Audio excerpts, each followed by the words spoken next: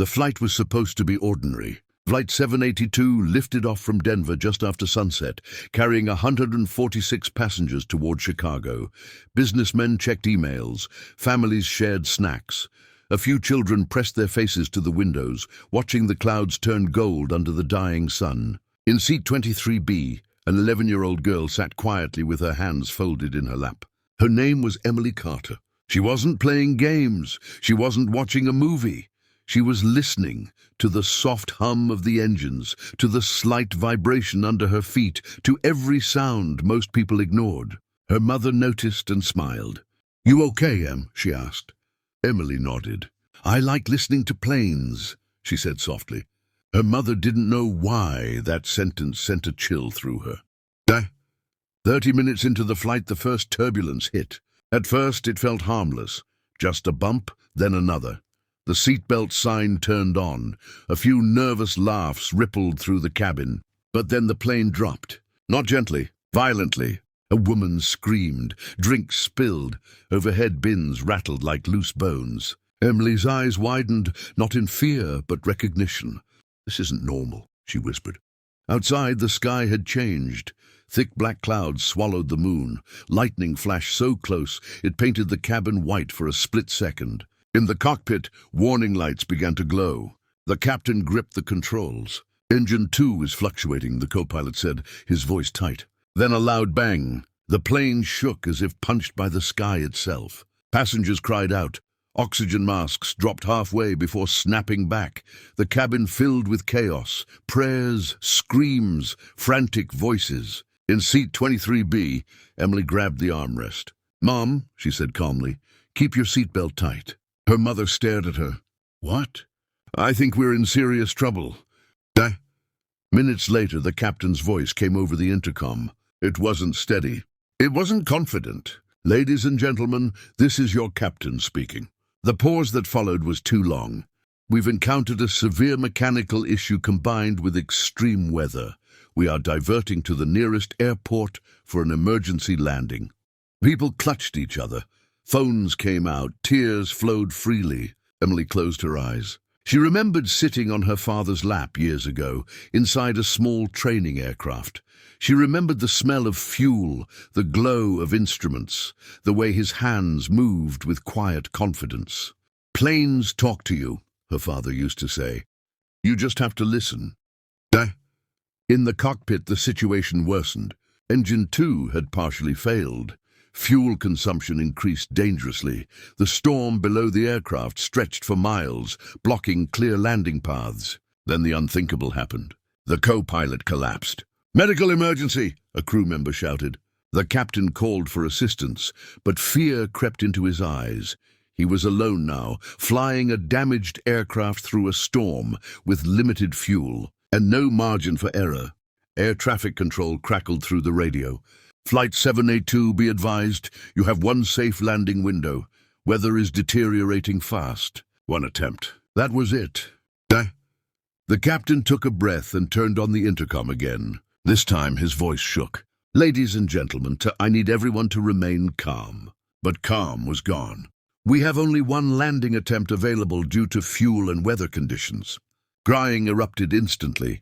A man shouted. A child sobbed uncontrollably. The captain hesitated, then said something no passenger ever expects to hear. "If there is anyone on board with aviation experience, pilot training, simulator knowledge, or familiarity with aircraft controls, please notify a flight attendant immediately."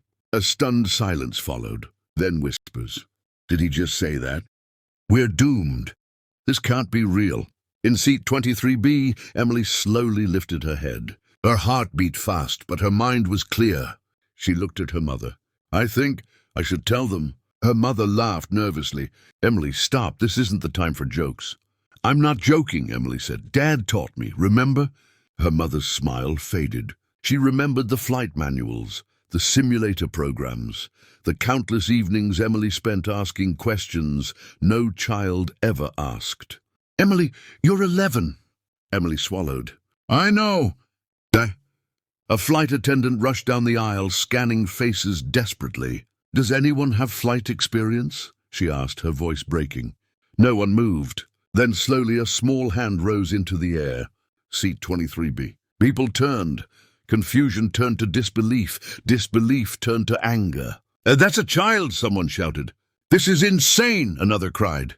The flight attendant stared at Emily. "Honey, what experience do you have?" Emily stood up. Her legs trembled, but her voice did not. "My father was a commercial pilot," she said. "Before he died, he trained me on simulators. I know cockpit instruments. I know emergency procedures." Silence fell like a held breath. The flight attendant blinked, stunned. I need to tell the captain." As she hurried away, passengers erupted. "This is madness! We're trusting a kid?" "God help us." Emily didn't listen. She took one deep breath, because somewhere inside her, a familiar voice whispered, "Trust the instruments, trust yourself." And as the cockpit door slowly opened ahead of her, Emily Carter stepped forward, toward the moment that would change every life on that plane forever. The cockpit door closed behind Emily with a soft but final click. For a moment, the world outside disappeared. Inside, the cockpit glowed with blinking lights, warning alarms, and digital screens flashing numbers that meant life or death. The smell of overheated electronics mixed with cold, recycled air. The captain turned and stared. She was smaller than he expected, thin, wearing sneakers with pink laces. Her feet barely touched the floor. "This," Emily met his eyes, "is a joke," he whispered, more to himself than to her. "I know I'm young," she said quietly but clearly, "but I can help." The plane shuddered again, violently. The captain had no time for disbelief. "Sit," he said, pointing to the co-pilot's seat. Emily climbed up, her hands brushing against switches she recognized instantly. Outside the windshield, nothing but darkness and lightning. Air traffic control crackled through the headset. "Flight 782, confirm. Who is assisting you in the cockpit?" The captain hesitated. "An experienced passenger," he said. Emily took the spare headset and slipped it on, just like her father had shown her. "Ma'am, this is Chicago Center," the controller said. "Identify yourself." Emily swallowed. "My name is Emily Carter," she said. "I know this sounds impossible, but please just tell me what you need me to do." A pause. Then the controller replied carefully, "Emily, do you understand flight instruments?" "Yes, sir." Another pause, longer this time. "All right, Emily, we're with you." The captain fought the controls as turbulence slammed the aircraft sideways. "We're losing altitude too fast," he shouted. Emily's eyes moved across the panel. Airspeed, altitude, vertical speed. Her father's voice echoed in her mind. "Don't panic, planes don't fall unless you let them." "Reduce descent rate," she said. "Pull gently, not hard." The captain looked at her, then followed her instructions. The nose stabilized. Alarms quieted slightly. The captain stared again, this time with disbelief and hope.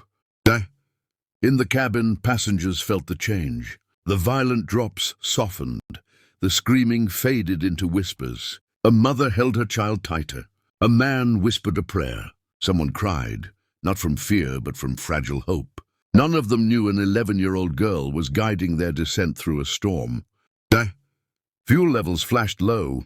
"Captain," Emily said, pointing, "we can't circle. We need a straight-in approach." Air traffic control responded instantly. "Emily, runway 27 is clear. Wind is strong from the west. You will have crosswind."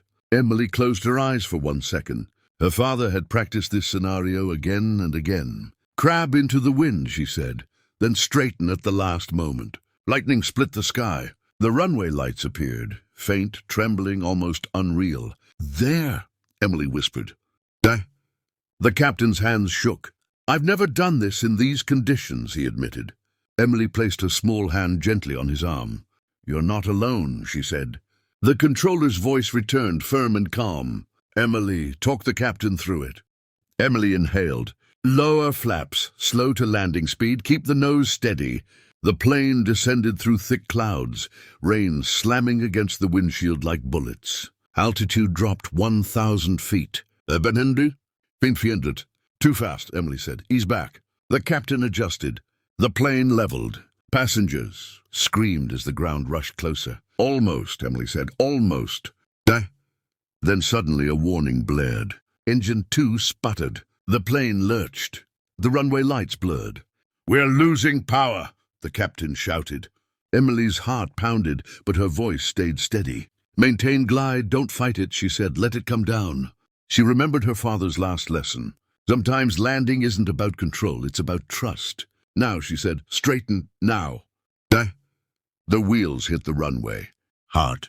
The cabin shook violently. For one terrifying second, it felt like the plane would bounce back into the air. Then the tires gripped. Reverse thrust roared. Rain sprayed. The aircraft slowed, and finally stopped. Silence, then chaos. People screamed, laughed, cried, prayed, hugged strangers. In the cockpit, the captain slumped back in his seat. "We did it," he whispered. Emily's eyes filled with tears for the first time. "Yes," she said, "we did." Emergency vehicles surrounded the plane. When the doors opened, applause erupted so loud it echoed through the storm. Passengers stood, clapping, crying, pointing toward the cockpit. "Who saved us?" someone shouted. The captain stepped out first, then turned and helped Emily down. The moment people saw her, the noise exploded. "That's her?" "She's a child." "She saved us!" Emily searched the crowd. She found her mother, on her knees, sobbing, hands covering her face. Emily ran into her arms. "You came back to me," her mother whispered. "I promised," Emily said. Later that night, headlines spread across the world. 11-year-old girl helps land failing aircraft. Miracle in the storm. But Emily didn't care about the cameras. She stood quietly at the edge of the runway, looking at the plane. In her mind, her father smiled. "You listened," his voice said. Emily smiled back. Because that night the sky had tested everyone. And an 11-year-old girl answered, with courage, calm, and faith beyond her years.